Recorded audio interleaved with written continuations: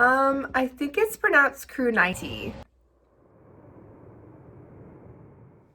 What's up, boys and girls? It's your boy Johnny, aka Crew 90, and I'm here today to learn you a lesson. And that lesson is that the truth will always come out. So there you go. Sorry, I just burst that bubble for you. You can't plead ignorant anymore. Ignorance isn't even a defense anyways, but the point is, I just told you, so you can't play like you don't know. So if you don't know, now you know.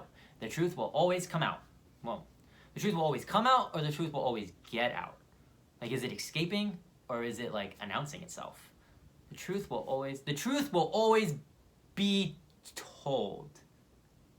So, I learned that really hard when I was 11 years old. So I'm gonna take you back. This would have been summer 2001. All right.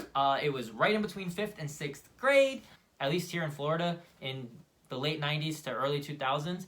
Our parents would go to work. They'd lock the door. You'd get some snacks and like some water left on the front porch, and you would just be outside all day until your parents got home from work. And maybe there was like one kid whose mom was a stay-at-home mom, and like that was the safe haven house that like if you got too hot or whatever, you could go hang out at. But for the most part, you just hung out outside all day. And literally, you maybe you would come home when you knew your parents were getting home from work just to say hi. But even that was just like up in the air. Typically, you didn't come home until the sun went down and the streetlights came on.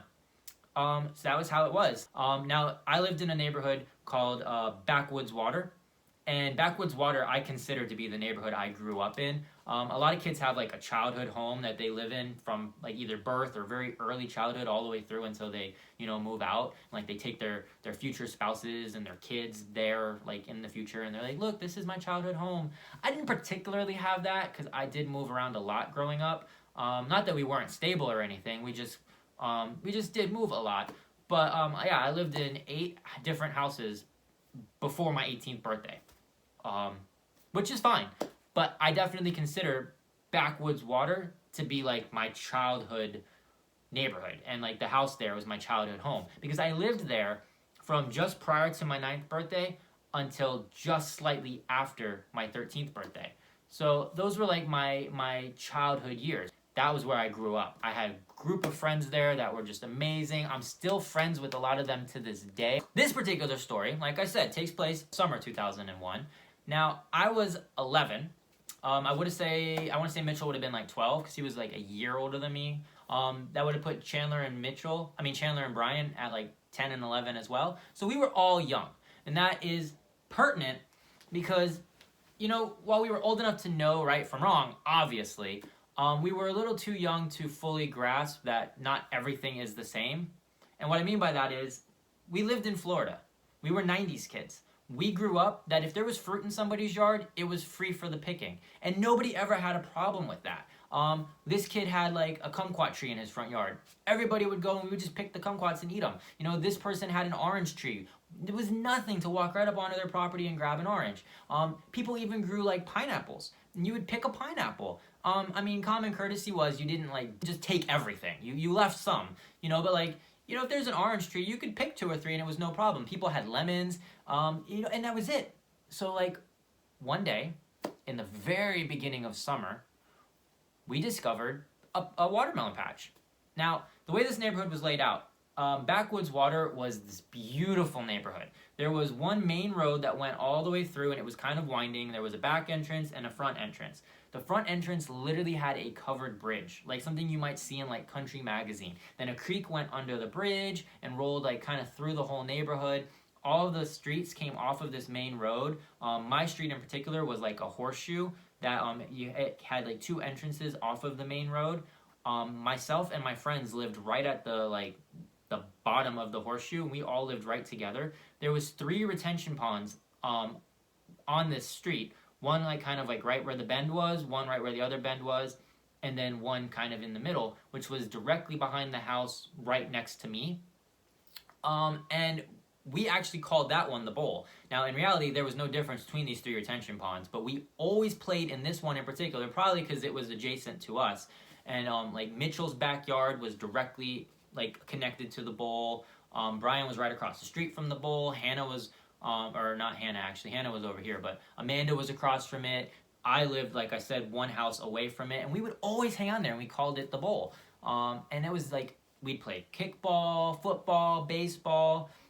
We would play Calvin Ball. That's a throwback to very famous comic books. I probably just gave it away by saying Calvin Ball, but if you know what comic that's from, go ahead and comment that because I'm interested in how many people know that. But we would play Calvin Ball. Also on our street, there was like a dirt trail that led down to an actual paved trail, and the trail went out in like 3 directions. It was like a T almost, and if you went to the right, it took you back behind some more houses and up to like this gazebo that sat out over the water. It was this big lake, and we used to have picnic lunches in there all the time and play like Spot the Gator. If you went to the left, it just went up back onto the main road. But then if you kept going straight, this was a winding like sidewalk trail that went all the way back behind all the rest of the houses up to the front of the neighborhood and dumped out directly next to the covered bridge. And then right on the other side of the covered bridge was like the community building and the pool. They had tennis courts, racquetball courts, a playground. There was all sorts of stuff. This was like a really cool neighborhood. And as a kid, we loved exploring the woods. We lived on a green belt. There was a state park behind us. Huge, like miles of woods, and we lived like right on that. We used to have bobcats, a Florida panther, raccoons, wild turkeys, black bears, you name it. Like we had it in our backyard. So and we would play in those woods. But so this particular day, very early into the summer, we discovered the watermelon patch. And so like I said, it wasn't anything to just go grab watermelons. Now, that's the reason I said that we were so young, is looking back at it now, I can see how it was probably a little different to pick an apple or an orange off of a tree compared to like pulling an entire watermelon out of like a patch. But like at this young of an age, we didn't really think any different of it. It was never any issue to take fruit out of a neighbor's yard. And so that's what we did with this watermelon. And we weren't being sneaky about it or anything. We saw it, we took one, we brought it up to the racquetball courts. The racquetball courts were always empty, especially in the middle of the day in the summer. So we used to hang out in the courts. And again, like I said, this was early 2000s. So we all carried pocket knives on us. So there's nothing for a 10-year-old kid to have a pocket knife. So we all like carved up a watermelon and we ate it. And when we were done, we just kind of threw the seeds and the rind and everything. We threw it all into the woods right in front of the racquetball court and went about the rest of our day. We did not think we had done anything wrong. We weren't trying to be sneaky. This was just part of being a kid that was, born and raised in the 90s, and now it's like the very early 2000s. A couple days later, we're back behind the woods again. We come across the pumpkin patch, the watermelon patch again. We take another one. Again, we're not thinking anything of it. And this is like a decent sized patch. We're talking probably like 20 watermelons. So like we're not really thinking that we're doing anything wrong. We take this one. I think we literally ate that one right there in the patch. But the point is we hit this patch up multiple times. And like we so did not think we were doing anything wrong that one day we literally left our stuff right there in the patch after eating it in the patch. We weren't trying to hide it at all. And I can't stress that enough. This started off innocent. Now, this is where entitlement kind of comes in. You see, after we had probably depleted this patch down to about, 3/4 of it being left, we were back there one day and we weren't even like going towards the patch. We were just using the cut through and we noticed that there was a sign staked into the middle of the watermelon patch. And it said like, private property, these watermelons belong to me, they are not for public consumption, or whatever it said, they're not for the public, you are stealing. Now this just kind of rubbed us the wrong way, which I know, don't judge, I can admit it. At 19 years ago, I was entitled, I was a brat, whatever you want to call it. Honestly, we had never experienced this before. Like, if you had fruit, you shared it. That was it. We literally had a kumquat tree in our house, and people would always come up. But it wasn't even just that. We had a basketball hoop. It was not uncommon for people to come off of, like, the street that lived on our street and come play basketball. We'd come home from whatever, being out at Target, or, like, even just we'd be inside, me and my friends would be inside watching TV, and you'd hear somebody playing basketball. That was how it was back then. People would just use our basketball hoop. We would take your fruit. Like, maybe it was just the community I lived in, or it was just how it was back then. The point is, like, this guy acting like these watermelon were his special gift, like, it rubbed us the wrong way. Now, as a 30-year-old adult, absolutely, they were his. He grew them. He didn't want to share them. Fine.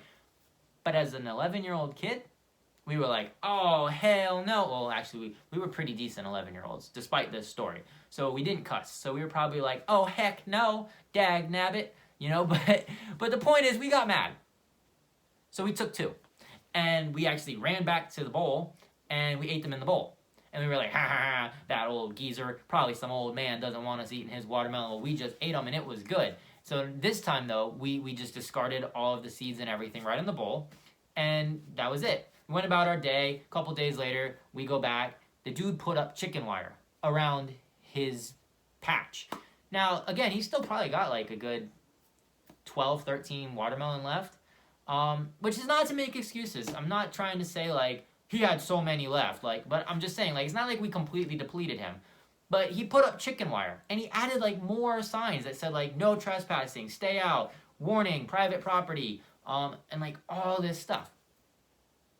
So we took 2 more, and we ran back to the bowl, and we ate them. I'm not proud of it. I'm not saying this to brag, but it is the truth.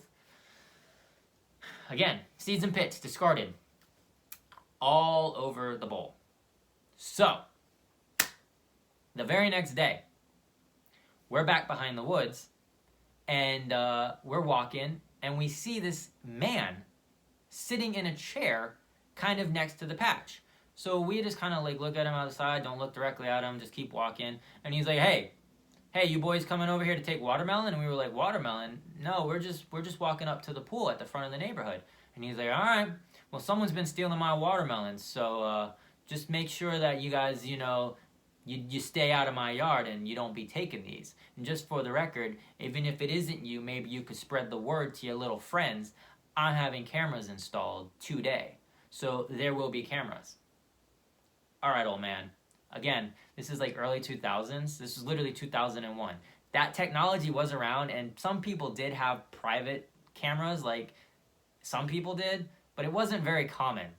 It was not like it is today where like everyone has a camera. I have 2 cameras in my living room. One that faces my front door at an angle like this, and the one that faces the living room coming out like this that shows like the rest of it. It wasn't like that back then. And I have a doorbell like camera. We're talking like then, like nobody really had private home security cameras. So we were like, okay, dude, well, yeah, you have your camera on your water. We'll make sure everybody knows. A week later, we're back behind the trail, and we happen to come past the patch though, and all of the wire is gone, all the signs are gone, and there's just this one big sign instead, and it just says, smile, you're on camera. And we were like, this dude honestly thinks that we're gonna believe that he has a camera. Right. You know what, Mr. Man? Alright, I'll see your camera, and I'll raise you. So we go up there, and we look around, and we don't see any camera. This dude is lying. But, fair enough, well played, we'll play you too. Again, not bragging, not bragging. We took like 4 or 5 watermelons. This was the biggest heist that we had done so far. We were like little mini bank robbers, except instead of money, it was watermelon. We stole these watermelon, and we ran all the way back to the bowl. We had a smorgasbord, man. Like I said, we had a whole watermelon per person this time. And this time, we like scattered the seeds in the pits and the rind all over the field. And like we were just having fun. We were running around with the watermelon. Again, no adults really are in the area. Everybody's at work. So my neighborhood has a newspaper. Well, had. I don't live in that neighborhood anymore. But it was like the Backwoods Water Chronicle or something like that. It would announce garage sales, wedding anniversaries, birthdays, different things for the neighborhood. The HOA put it out. We had a parade. We had different events. They would be in there. You could also put in like ads if you babysat, if you had roofing services, whatever. This dude took a full page ad and put our photos on it because he wasn't lying. He had a camera. Thankfully, back then the technology was not what it is now. The camera was black and white. It was grainy as all get out. I mean, like, imagine the most pixelated image that you could, and then like pixelate that. And on top of that, everything had to be wired back then. So it was like, must have been mounted onto his house, and his watermelon patch was like a decent ways into his backyard. The point is, you could see that there was like some kids, but you couldn't really make out who we were, or really much about us. And because it was black and white, like the clothes that we were wearing, it wasn't like very discernible either. Like it just looked like, you know, it just looked like kids.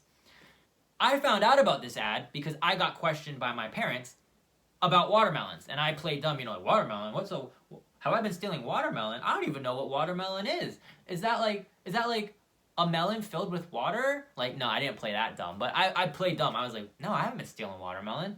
I don't even like watermelon. What are you talking about? And I know my friends got questioned too, because we all like convened in Brian's clubhouse later, and like we had this is so like quintessential 90s kids.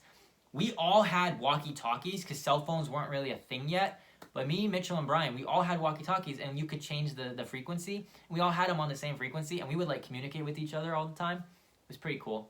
But we had like emergency meeting at the clubhouse, and like we were up in Brian's treehouse, and we were talking about it, and like our parents all questioned all of us, but we had all stayed strong. We were perfect little, no honor among thieves. Pff, forget about it. None of us cracked.